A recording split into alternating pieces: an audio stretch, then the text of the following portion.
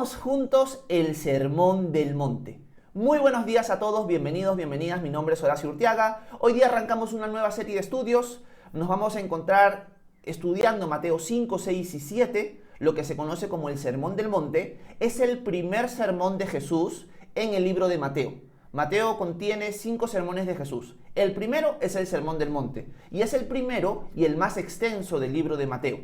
En este sermón vamos a ver un montón de cosas importantes, pero antes de entrar al sermón como tal, porque ni bien entrando al capítulo 5 de Mateo nos vamos a encontrar con el sermón, tenemos que decir algunas cosas importantes en la mente de Mateo que nos quiere transmitir a nosotros con respecto al Sermón del Monte.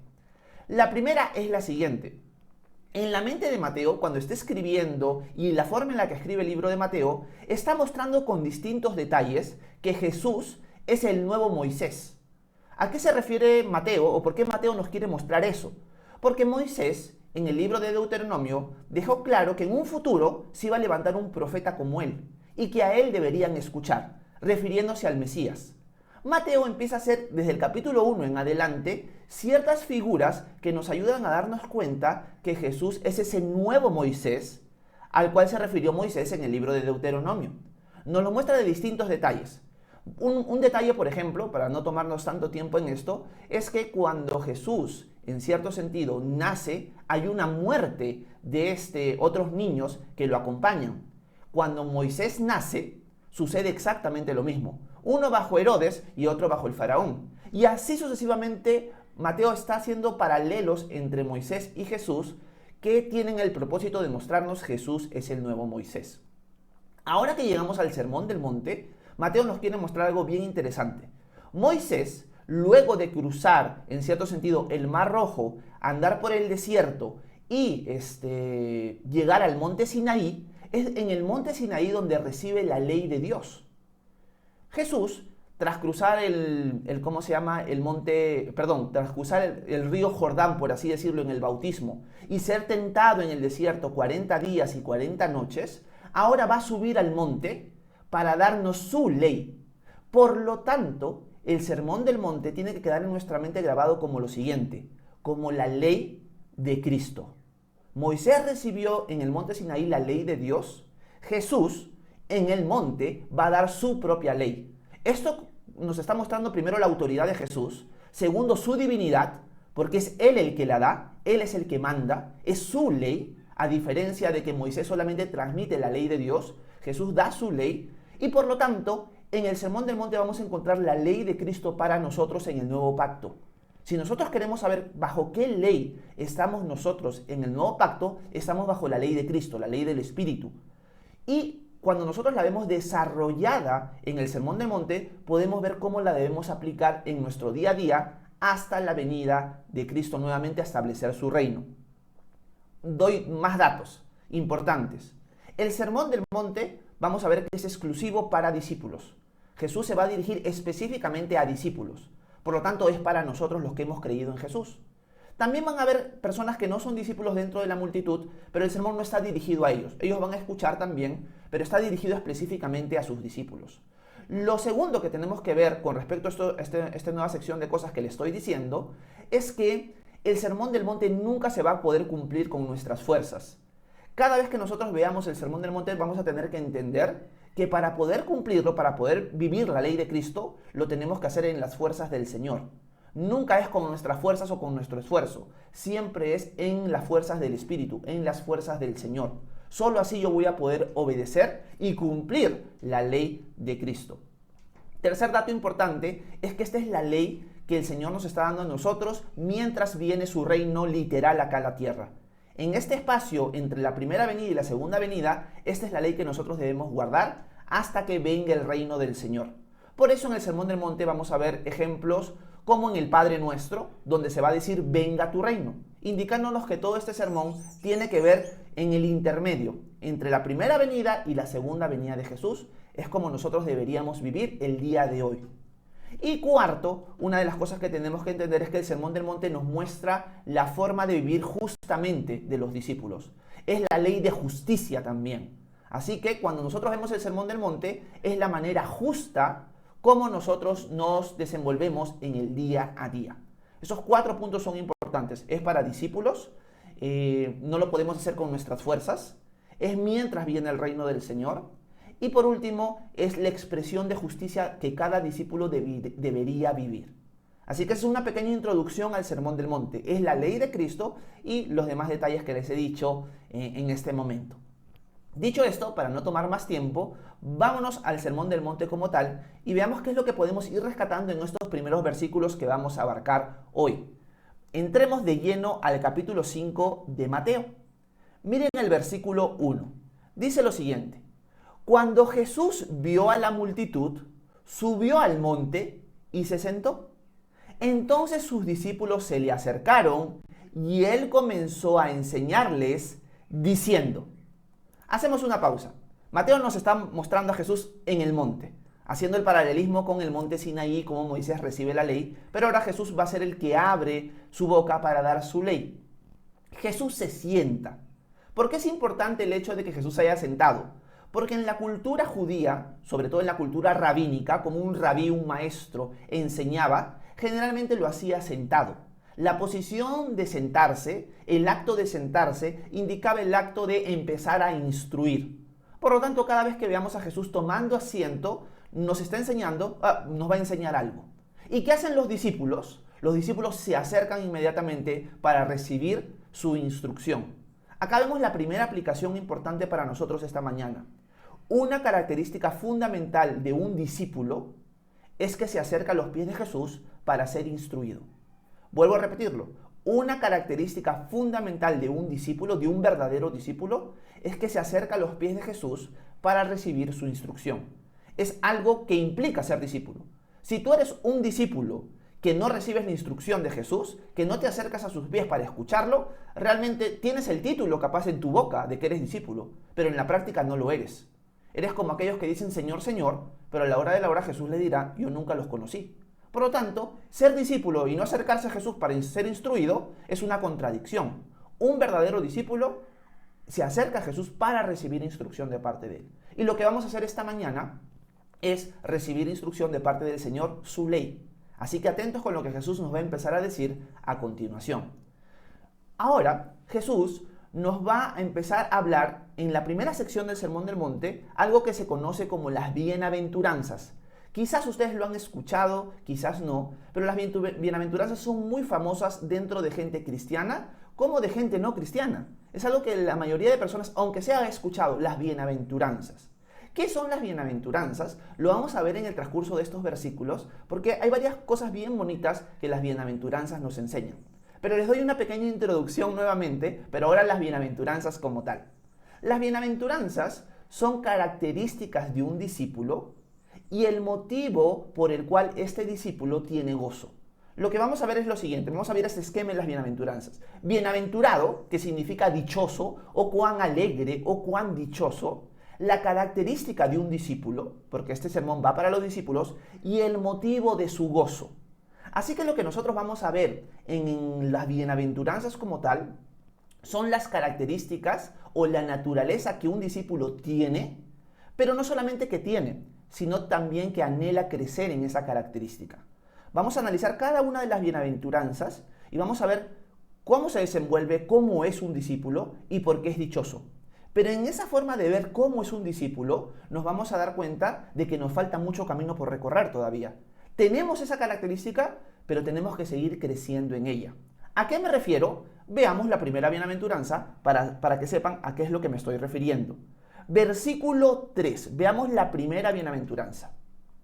Bienaventurados los pobres en espíritu, porque de ellos es el reino de los cielos. Jesús empieza con esa primera bienaventuranza. Bienaventurados, o cuán dichosos, o cuán felices, o cuán alegres son los pobres en espíritu, porque de ellos es el reino de los cielos. Primero tenemos que aclarar de que Jesús no está diciendo, oh, cuán dichoso es la persona pobre, la persona que no tiene dinero. No está diciendo eso el Señor. Lo que el Señor está diciendo es cuán dichoso, cuán bienaventurado es el pobre en espíritu. ¿Quién es el pobre en espíritu? Un discípulo. Recordemos esto, las bienaventuranzas nos muestran la naturaleza del discípulo como tal. Por lo tanto, un verdadero discípulo es pobre en espíritu. ¿Qué significa ser pobre en espíritu? La idea es de un mendigo. Imaginemos que estamos pasando por una calle y vemos una persona que está mendigando, tirada en el suelo, pidiéndote limosna a ti. No tiene más remedio, no tiene más solución que pedirte a ti, que suplicarte a ti por un poco de comida, por un poco de dinero. Es alguien que está mendigando, es alguien que está suplicando por algo que tú le des. El pobre en espíritu es un mendigo. Es un mendigo que está tirado en el suelo y que está mendigando, pero no a un ser humano, sino que le está mendigando a Dios. ¿Y qué es lo que le está mendigando, pidiendo, suplicando a Dios? Su poder, su gracia, su perdón, su amor, su dirección, su misericordia. Por lo tanto, un discípulo, y acá tenemos que hacernos una radiografía, tiene que ser un pobre en espíritu. Si tú consideras que no eres pobre en espíritu, que no eres alguien que dependes de Dios para todo, primero tienes que hacerte pensar, ¿realmente soy un discípulo o no? Porque esa es una característica de un discípulo. Algunos podemos tener esa característica en menor cantidad, por así decir, o en menor grado, y otros más. Pero un discípulo tiene que ser pobre en espíritu. Porque ¿cómo puedes recibir la vida eterna si no te has postrado a los pies de Jesús para pedirle perdón, para pedirle salvación? No hay forma. Por lo tanto, ese es el inicio de la cadena de las bienaventuranzas. El discípulo por naturaleza es pobre en espíritu, porque sabe que el único que puede suplir sus necesidades espirituales, físicas, todas, es el Señor. Y siempre tiene esa actitud. Ese es un pobre en espíritu. Por lo tanto, tenemos que preguntarnos hoy, esta mañana, ¿cuánto de pobre en espíritu tengo yo? ¿Realmente soy alguien que le pide todo al Señor? ¿Soy alguien que le pide dirección diariamente? ¿Que le pide perdón diariamente? ¿Que le pide su gracia diariamente? ¿Que le pide sus bendiciones, su cuidado diariamente? Esa es la actitud de un discípulo. Y por eso Jesús dice, bienaventurados quienes, los pobres en espíritu. ¿Dónde nosotros podemos encontrar en la Escritura un ejemplo claro de un pobre en espíritu? Lo podemos encontrar en el Evangelio de Lucas, cuando Jesús cuenta la parábola o la historia del cobrador de impuestos y el fariseo. El cobrador de impuestos en esta parábola es un pobre en espíritu. Y las voy a poner en pantalla para que la lean conmigo, para que tengan una idea un poco más clara quizás de cómo se ve un pobre en espíritu. Veamos el versículo 9 de Lucas capítulo 18. Vamos a leerlo hasta el final. Jesús está hablando y les dice lo siguiente. A unos que a sí mismos se consideraban justos y menospreciaban a los demás, Jesús les dijo esta parábola. Dos hombres fueron al templo a orar. Uno de ellos era fariseo y el otro era cobrador de impuestos. Puesto de pie, el fariseo oraba consigo mismo de esta manera. Dios mío, te doy gracias porque no soy como los demás, que son ladrones, injustos y adúlteros. Ni siquiera soy como este cobrador de impuestos. Ayuno 2 veces a la semana y doy la 10ª parte de todo lo que gano. Pero el cobrador de impuestos, desde lejos, no se atrevía a levantar los ojos al cielo, sino que se golpeaba el pecho y decía, Dios mío, ten misericordia de mí, porque soy un pecador. Yo les digo, dice Jesús, que el cobrador de impuestos, volvió a su casa justificado y no el otro. Porque cualquiera que se enaltece será humillado, y el que se humilla será enaltecido. Aquí Jesús está dejando claro cuál es la diferencia entre alguien que no es pobre en espíritu y alguien que sí lo es. Si se dan cuenta en la parábola, el fariseo ora consigo mismo. O sea, ni siquiera está buscando a Dios realmente, es una forma religiosa simplemente de orar. Repite por repetir nada más. Se jacta él de su grandeza. No depende en nada de Dios. Él se exalta en las cosas que él hace para Dios. Ayuno 2 veces por la semana, doy la 10ª parte de todo, no soy como este idiota, no soy como este inútil. Esa es la actitud del fariseo. En cambio, el cobrador de impuestos, alguien que era rechazado por su sociedad, ni siquiera alza los ojos. O sea, tiene una actitud de decir, yo no merezco nada, pero necesito de ti esto, Señor. Y Jesús, ¿qué le dice? De cierto les digo que el cobrador de impuestos fue declarado justo delante de mí. En cambio, el otro no. Porque el que se humilla será exaltado, y el que se exalta será humillado. Por lo tanto, una de las cosas que nosotros podemos ver en este momento es que el pobre en espíritu es alguien que se humilla. Por lo tanto, el discípulo es alguien humilde. Y esto no solamente lo vemos en el Nuevo Testamento, también lo vemos en el Antiguo Testamento.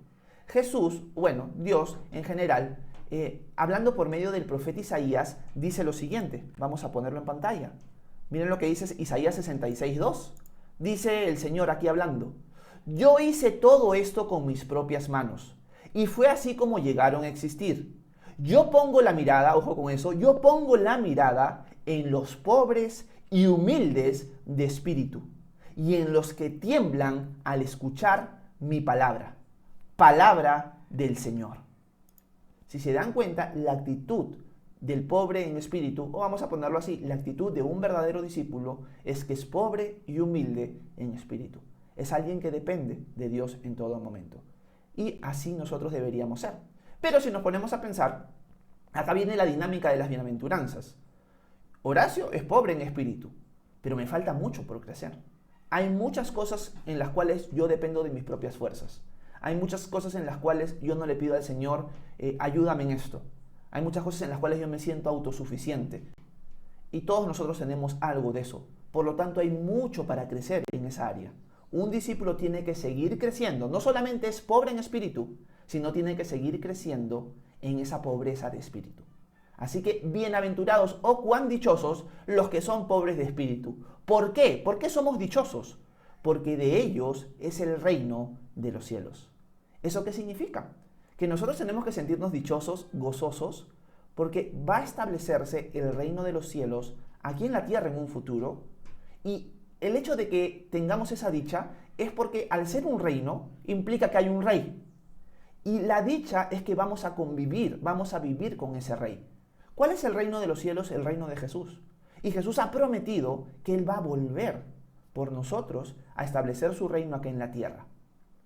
Y nosotros somos dichosos porque vamos a tener a nuestro Rey con nosotros todos los días a partir de su segunda venida.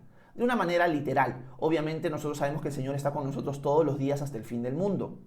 Pero de una manera física, de una manera cuando lo vamos a ver reinar literalmente.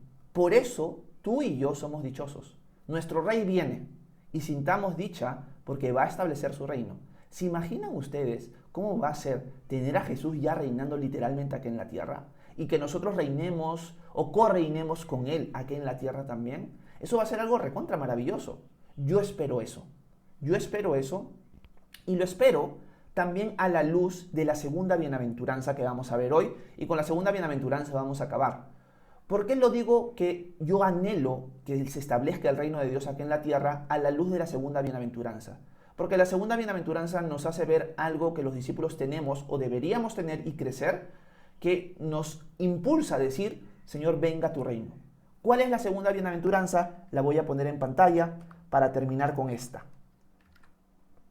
Miren lo que nos dice Jesús en su segunda bienaventuranza.